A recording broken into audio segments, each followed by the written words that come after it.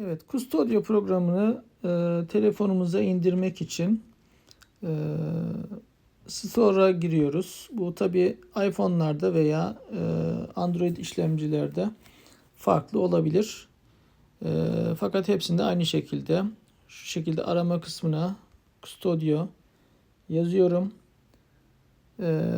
Burada gördüğünüz gibi karşıma çıktı. Parental Control App. Şimdi bu birinci sıradakini yani Custodio Parental Control App uygulamasını kendi telefonumuza, ebeveyn olan telefona yüklüyoruz.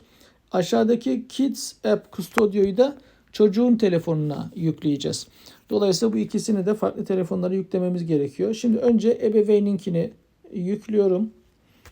Bu şekilde. Kurulumu görelim. Evet, açıyoruz şimdi.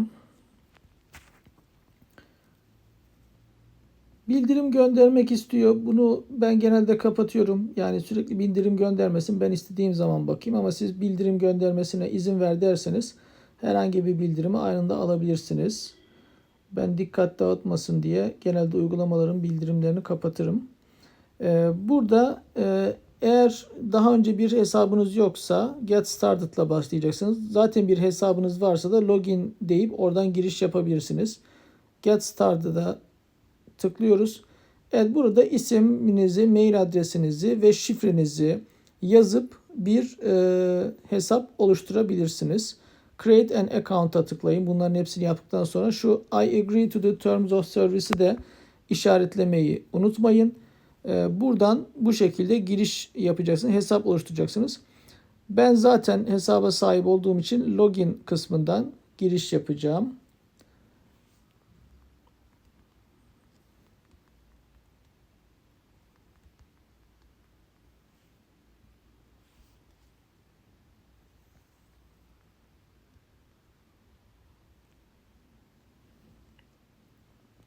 Siz de hesabınızı oluşturduktan sonra bu şekilde giriş yapabilirsiniz. Evet, giriyoruz. Confirm diyorum. Gördüğünüz gibi bu şekilde bir alan açılmış oldu. Artık telefonuma yükledim. Buradan çocuğunuzun hesabını ekleyebilirsiniz. Burada ben zaten eklemiştim. Burada siz tabii add a child deyip sıfırdan ekleyeceğiniz için add a child diyeceksiniz ve bu şekilde çocuğunuzun adını, cinsiyetini, yaşını yazıp save dediğiniz zaman çocuğunuzun profilini bu şekilde eklemiş olacaksınız.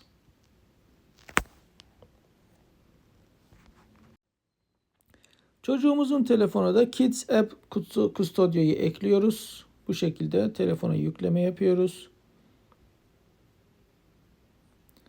Daha sonra aç diyoruz.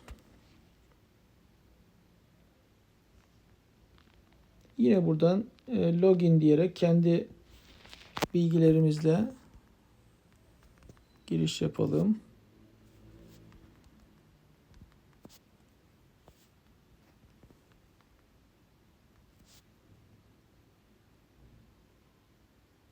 Evet, protect this device diyeceğiz. Bu aracı koru diyeceğiz. Tıklıyoruz.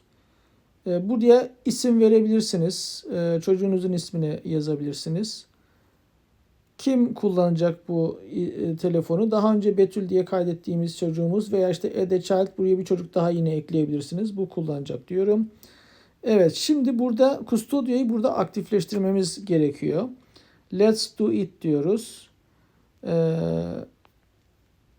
Allow now diyelim. Tamam. İzin verme diyorum ben yine. Evet, şimdi burada bir profil indirmesi gerekiyor. Çünkü sizin uzaktan kontrol edebilmeniz için bu profilin indirilmesi gerekiyor. Ayrıca çocuğun bunu silememesi için de bir şifre girmeniz gerekiyor. Yoksa çocuk telefondan bu uygulamayı silebilir. Fakat bizim yapacağımız uygulamalarla bu silinemeyecek. Download now diyorum. Bir profil indirecek. Evet, izin ver diyorum.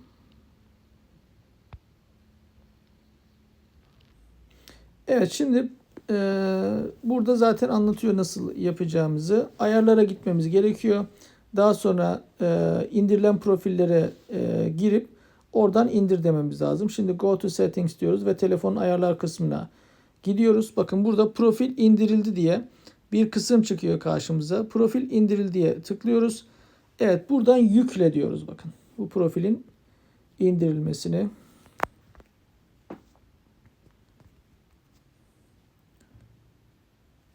Yükle diyorum. Güven diyorum.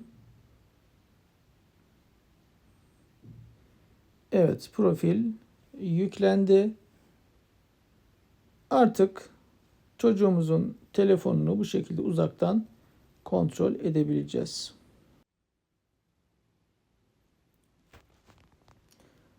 Daha sonra bu App Management kısmı çıkıyor karşımıza.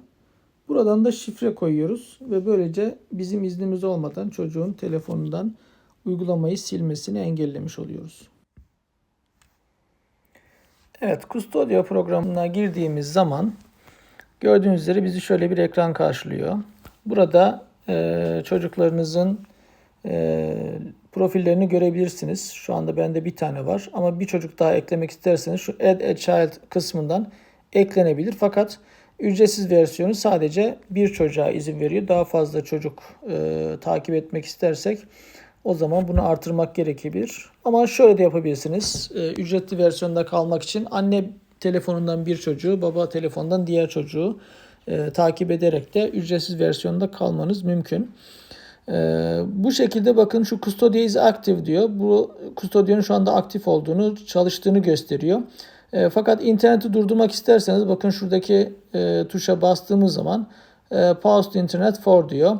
Kaç dakika, kaç saat boyunca interneti kesmek istiyorsanız buradan kesebilirsiniz. Mesela ben şuradan 0-1'e basıyorum. Yani şu anda 1 saat boyunca internet olmayacak. Sonra tekrar internet aktif olacak. Confirm'e bastığım zaman bu geçerli olacak. Şimdilik bunu iptal edeyim. Daha sonra şuradaki ayar kısmına geldiğimiz zaman bakın ne diyor? Edit Rules diyor. Şimdi Edit Rules'a tıkladığımız zaman kurallar kısmı karşımıza çıkıyor. Buraya gelmenin bir diğer yolu da şu. Alt taraftaki bakın Dashboard Timeline Rules kısmı var. Rules'a tıklıyorum ve burada işte kuralları, genel kuralları belirleyebiliyorum. Mesela Web Filtering buradaki önemli bir husus. Çünkü bizim tek tek web sitelerini belirlememiz zor. Yani milyonlarca web sitesi var. Bu web sitelerini teker teker engellemek mümkün değil. Fakat bunun güzel tarafı kategoriler şeklinde engelleyebiliyorsunuz. Mesela educational diyor, eğitim. Buna izin vermişim. Eğitimle ilgili web sitelerine girebilir.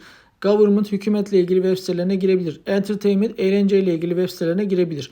Arama motorlarına girebilir. Ama aşağı doğru geldiğimiz zaman bunları istersek kapatabiliyoruz. Mesela file sharing. Tıklıyoruz yandaki 3 noktaya. Eğer block dersek bu engellemiş oluyor. Alert mi diyorsak o zaman siteye girmesine izin veriyor. Fakat bize de uyarı veriyor. Allow işaretlediğimiz zaman da izin veriyor bu sitelere girmesine. Mesela bakın kumar var. Şiddet, silahlar, yetişkin içeriği, pornografi, alkol, uyuşturucu, tütün gibi içeriklere girmesini burada yasaklayabiliriz. Özellikle bir web sitesine izin verip yasaklamak istediğimiz zaman da buradan yapın. Mesela biletinal.com, bakın buraya ne yapmışım? İzin vermişim. Bu site daha yani diğer tarafta engel olsa bile bu siteye izin verebilir. Ama belli sitelerde isterseniz bu şekilde engelleyebilirsiniz. Mesela Wattpad'i burada yasaklamışım. Yani ben eğer Wattpad'in içerik kategorisine izin vermiş olsam bile bu siteye girmesine izin vermeyecek. Add website deyip buradan ekleyebiliriz. Şu URL kısmına web sitesini yazıyoruz. Hangi web sitesini yasaklayacaksak ya da izin vereceksek daha sonra buradan bir seçeneği işaretliyoruz. Böylece bir web sitesini de tekil olarak engelleme ya da izin verme şansımız var. Bir diğer güzel özelliği Daily Time Limits, günlük izinler. Yani günde kaç saat izin veriyoruz ve gün gün bunu belirlemek mümkün. Hafta içi, hafta sonu ayırabilirsin. Mesela çarşamba günü şu anda 24 saat izin var. Ben bunu istersem şuradan bakın kısıyorum. Mesela diyorum ki çarşamba günü sadece 2 saat izin olsun. Allow dediğim zaman tamamen izin veriyor. Block dediğim zaman tamamen yasaklıyor. Ama buradan kendim bir saat belirleyebilirim. Ama mesela cumartesi günü Saturday'de de diyelim ki 3 saat izin veriyorsunuz. Hafta sonu 1 saat fazla. Burada da bakın bu şekilde fazladan izin verme şansımız var. Yani bu şekilde günlük olarak istediğiniz kadar izin verip yasak koyabiliyorsunuz. Bu süreyi doldurduğu zaman telefon otomatik olarak interneti kesiyor. Diğer özellikler ücretli oluyor. Upgrade haline getirmek lazım. Burada ne var? Mesela rutin kısmından isterseniz hangi saatlerde gireceğini belirleyebiliyorsunuz. Mesela işte akşam 10'dan sonra sabaha kadar giremesin dediğiniz zaman o günlük haklarını 10'a kadar kullanmış olması gerekiyor. Ondan sabaha kadar hiçbir zaman izin vermiyor. Oyunlar, uygulamalarda neler yaptığını takip etmek için burayı seçebiliyoruz. Location, çocuğun konumunu tespit etmek için yine upgrade etmemiz gerekiyor. Aramalarını, kimlerden normal mesajlar geldiğini görmek için ve YouTube'da nerelere girdiğini görmek için de burada bu kısımları upgrade etmek gerekiyor. Fakat şu timeline kısmından biz genel olarak bu bilgilere ulaşabiliyoruz. Yani bakın bu şekilde timeline'a tıkladığım zaman aşağıdan gördüğünüz gibi hangi uygulamayı ne kadar kullandığını görebiliyorum. Çok detaylı olmasa da bu da aslında bizim için yeterli olabilir. Dolayısıyla Qustodio kurduğumuz zaman bakın böyle bir uygulamaya sahip olacağız.